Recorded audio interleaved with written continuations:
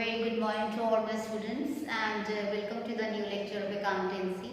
As previously we were studying about the special purpose books in which we were actually discussing about the cash book.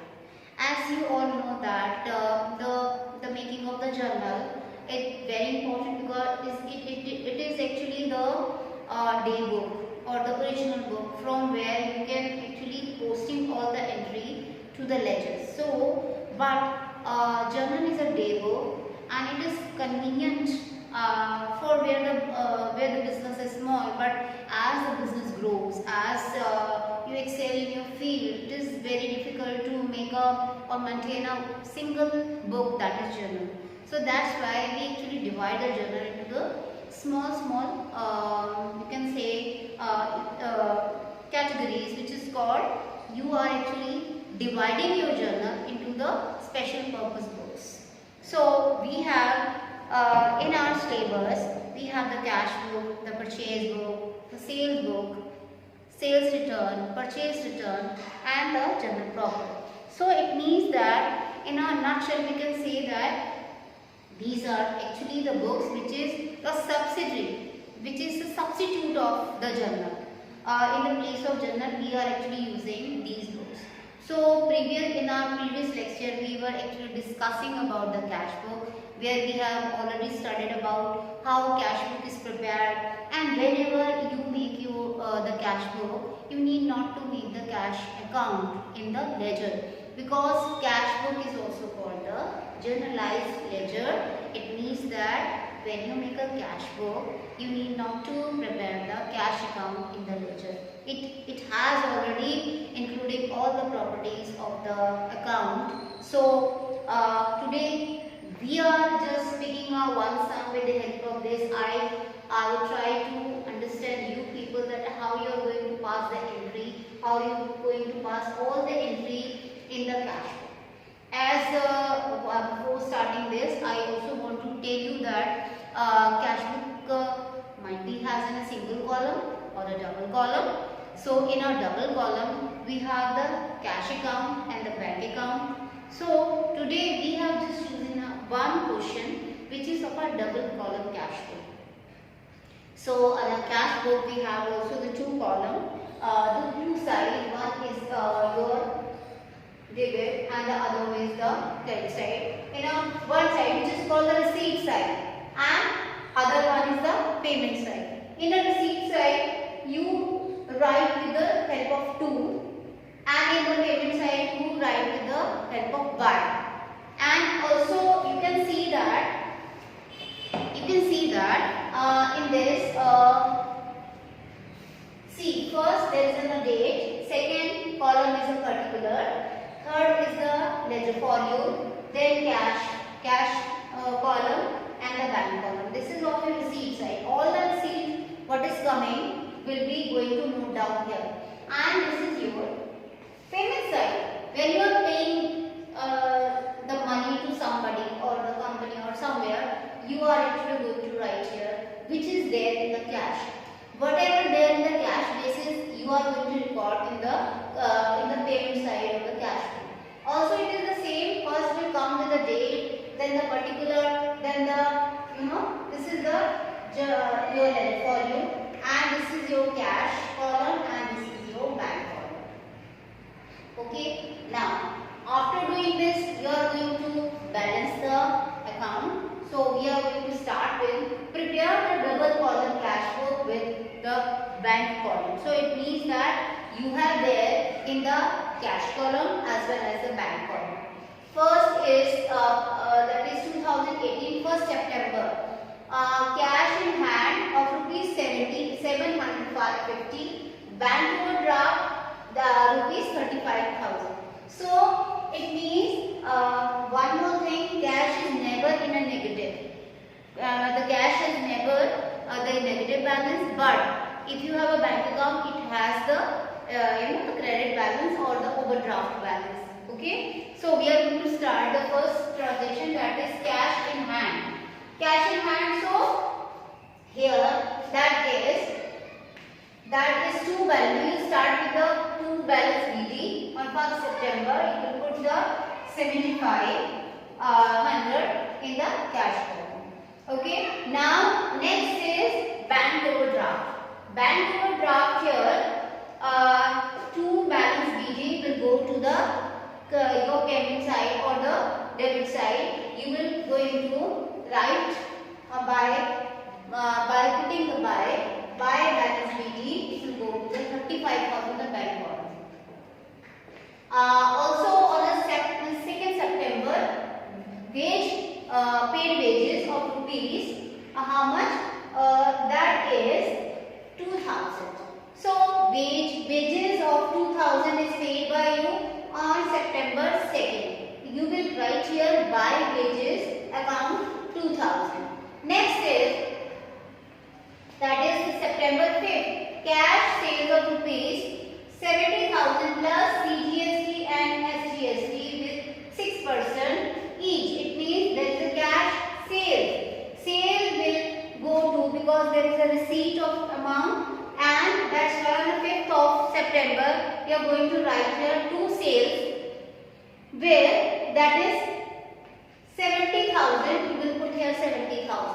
Also you will do the entry of your GSTs, that is when you do the sale, it is output GST. So there is a CGST and SGST, both are there. You have to calculate the GSTs on the 6% on 70,000, because cash is the 70,000. On that 70,000 you will calculate the CGST and SGST with 6% each. You will have 4,200 for CGST and 4,200 for SGST. So it will also be, you will entry here with the GSTs along with the sales. So on the 1st September, to output CGST 42, September 5th to output SGST, that is 4,200. Next is cash deposited into bank for rupees 40,000. Cash deposited. Now, when there is a matter of the cash and the bank, you are depositing the cash into the bank. So it means cash is going to the bank. When there is a entry which is between the cash and the bank, it is called the contra entry. That's why this entry will be the contra entry.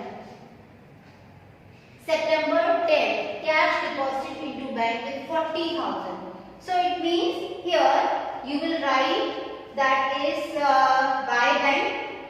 It will be, entry will be bank account debit to cash. So by bank with 40, you will write here by bank, but you will put the amount to the cash by cash column, and also you will write here C.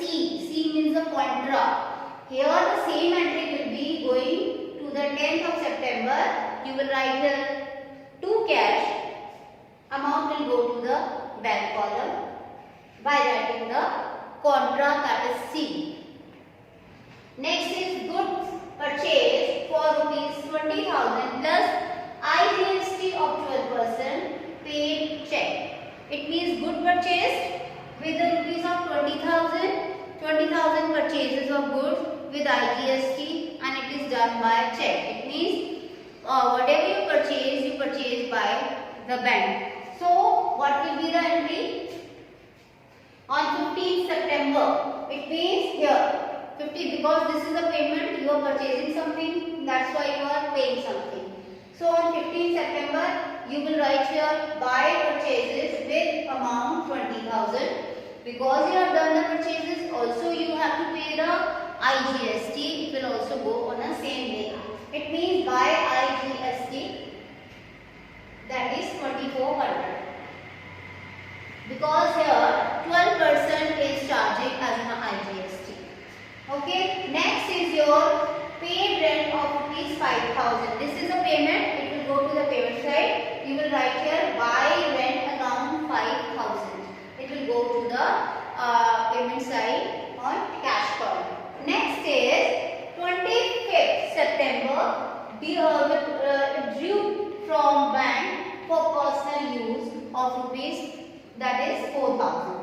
Now it means due from bank for personal use, that is the drawing, and drawing means it is a you are using not for the business purpose but for the personal purpose. So that's why it will be drawing. By drawing account 4,000 you withdrew, it means it will be from the bank side, not from the cash side. Next is that is salary paid of rupees 10,000. Here by salary with 10,000, you are writing the salary on the payment side by putting the amount with the 10,000. So next is there is no entry. Just you have to now balance all both sides. Now see, you have to balance it, and which side is lesser you have to put that amount. It means when you balance this side, it is bigger. This side of the cash book, when you add it, you will have the 85,900, and the bigger side has the total on the your lower side. When you total it, you have to write here and here also, and with this grand total you are to reduce all this. You are to minus all 1, 2, 3, 4, 5 and 6 items from the payment side. You are to be deducted from this total, that is 85,900. When you deducted all these, you are having with you the 28,300. So that 28,300 you are to write with by balance CD with here. It means this is with this amount your payment side is less, or you can also say with this amount your receipt side is more. Whatever will be the CD balance will correspondingly going to be on the other opposite side by you will write here to balance BD with 28,900 it will be going here on the 1st of October. It means you are starting it again with this balance. Now come to the bank account. Your debit side or your receipt side of bank is that is 61,400. Okay, so it means here you have this total rate 35,000, 20,000 means it means this side is bigger. This side is bigger. You are going to total the bigger side first. Whatever the total, it will be go to the both sides. Okay, here the payment side is bigger in the bank column. You are going to write it with the 61,040. You are going to deduct this 40,000 because there is nothing else. Only the 40,000 is the entry. When you deduct 61,400, you will deduct the 40,000. You will have the balance, the lower balance, that is 21,400 become your CD balance of the bank, the closing balance of the bank. So this will be the overdraft. You ultimately go to the corresponding side on 1st of October. You will write here by balance BG in the bank column, that is your 21,400 ultimately go to the corresponding opposite side here. So this is the way you will do your entry, or you will actually maintain your cash book. So there are also the contra entry. You must be know about how the contra entry will be passed. If there is a entry which is related to the cash as well as bank, the entry which is live between the cash and the bank will be the contra entry.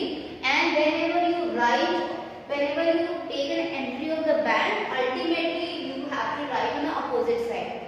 When you are writing on the bank, you will put the amount of the cash. When you are writing for the cash, you will put the amount on the bank. And also you have to put the contra on the both sides.